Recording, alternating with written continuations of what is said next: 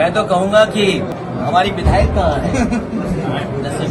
देखिए, अब बड़ा इंटरेस्टिंग सवाल पूछा, हालांकि मैं बोलना नहीं चाहता था, लेकिन मजबूरी है क्योंकि आपने सवाल पूछा, इसलिए बोल रहा हूं मैं। कोई हमारी इनकी सेटिंग नहीं है।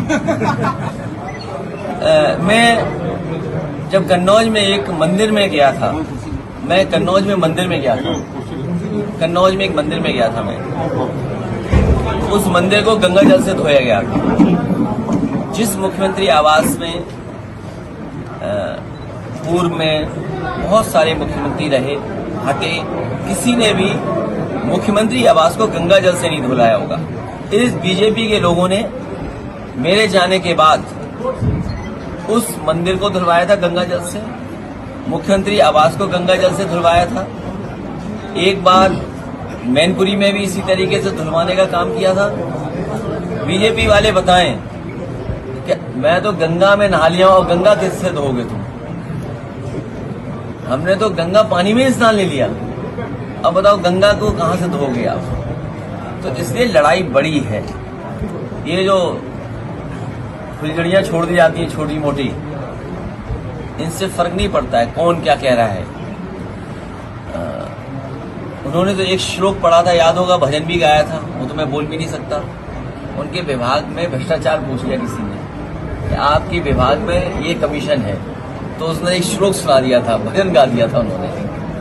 आपको पता होगा क्या भजन गाया था उन्होंने। इसलिए ये सब इनकी बात नहीं है। बड़ा सवाल ये है कि महाकुंभ में ये फेल हो गए, उस आयोजन में फेल हो गए, ट्रैफिक व्यवस्था में फेल हो गए, सफाई में फेल हो गए, पानी की गुणवत्ता में फेल हो गए। सेंट्रल बोर्ड, स्टेट बोर्ड लड़ रहा है आपस में बताने के लिए कौन सा पानी साफ है। मां गंगा को साफ नहीं कर पाए। जो लोग मर गए हैं उनको मदद नहीं कर रहे हैं। अभी तक संख्या नहीं बता पा रहे हैं कि लोगों की कितनों की जान गई, कितने परिवार खो गए हैं। लोग आ जा रहे हैं, उसमें एक्सीडेंट में जान जा रही है। श्रद्धालु तमाम लोग सड़कों के एक्सीडेंट में मर गए। इसकी क्या मदद करेगी सरकार? ये सरकार न केवल महा फेल हुई है, इस सरकार, आप कंफ्यूज इसलिए मत होइए, पिछले 9 बजट ने पीडीए इसको कुछ दिया ही नहीं है, पीडीए को कुछ दिया ही नहीं। और अगर कुछ मिल भी रहा था तो उनके साथ भेदभाव हो रहा है। बाबा साहब भीमराव अम्बेडकर जी ने ये जो आरक्षण दिया था वो पीडीए के लोगों का सम्मान था, उनका हक था, उसको छीन रही है सरकार लगातार। आप कहीं और मत जाइए। आपने जो सवाल उठाया वो बहुत महत्वपूर्ण सवाल है, रुपए को लेकर के, बजट को लेकर के है, लेकिन उससे बड़ा सवाल ये है यहाँ की जितनी भी यूनिवर्सिटी हैं, आप बताओ पीडीए कहीं दिखाई दे रहा हो तो बता दो। यहाँ की जितनी भी प्रतिष्ठित संस्थाएं हैं, 9 साल यूपी के और दिल्ली की सरकार का, अगर एक भी प्रतिष्ठित पीडीए का परिवार बैठा हो तो बता दो हमें। पीडीए के साथ ये भेदभाव इन्होंने किया है।